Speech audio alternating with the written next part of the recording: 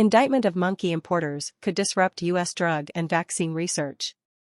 The indictment, which carries multiple felony charges, will likely exacerbate the shortage of these monkeys, used in everything from drug safety testing to vaccine research, says Dave O'Connor, a virologist at the University of Wisconsin-Madison, who studies infectious disease in cynomolgus macaques.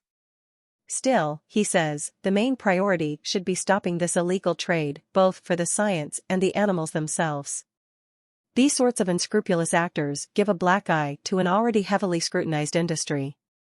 Animal advocacy groups are pushing to ban further monkey imports until more is known about their provenance. And some experts in the biomedical community are suggesting moving the breeding of the species of macaque to the United States and collecting more genetic and pedigree information on the monkeys that come from overseas. They also say labs should find ways to use fewer of these animals. It's unclear how many of the animals in question have been used in research, but one of two companies that received them is the largest private supplier of monkeys to U.S. research labs, Science has learned. The company, Innovative, tells Science that while we do not yet know if these allegations will be proven true, Innovative strongly condemns any and all unauthorized trading/importation of endangered species.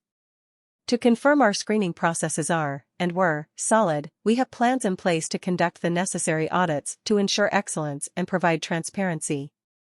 Cynomolgus macaques, also known as long-tailed macaques or cynos, are, by far, the monkey species most imported to the United States. Nearly 30,000 entered the country last year, according to data from the U.S. Centers for Disease Control and Prevention, CDC, which regulates the import of non-human primates. Most cynos are used by pharmaceutical and biotechnology companies.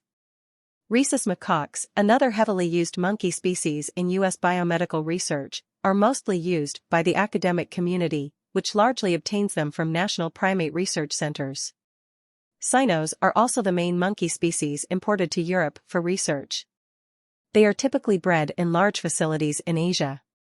China used to be the main supplier of cynos, exporting approximately 30,000 in 2018, but the country shut off its supply during the pandemic, which experts have attributed to the trade war with the United States and China's desire to beef up its own biomedical industry.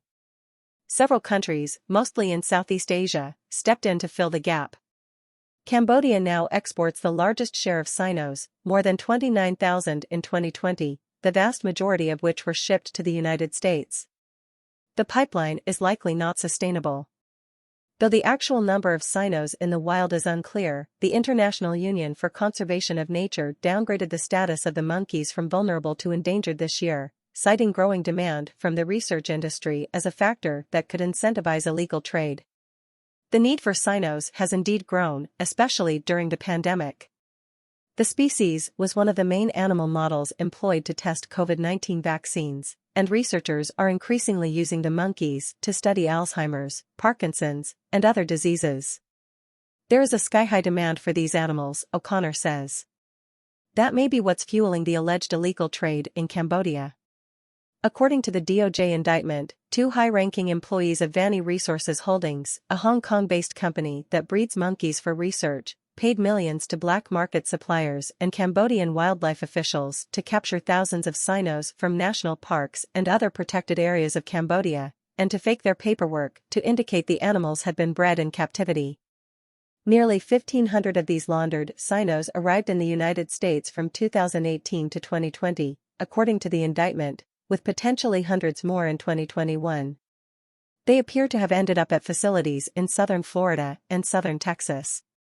The companies running the facilities are not named in the indictment, but in a filing with the U.S. Securities and Exchange Commission last week, Innovative disclosed that its principal supplier of non-human primates was the target of the DOJ probe, indicating that the company gets most of its monkeys from Vanny.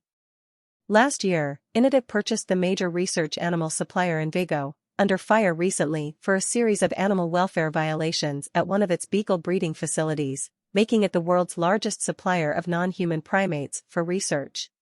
The company currently houses more than 9,000 monkeys, the vast majority cynos, which it sells to private and academic labs.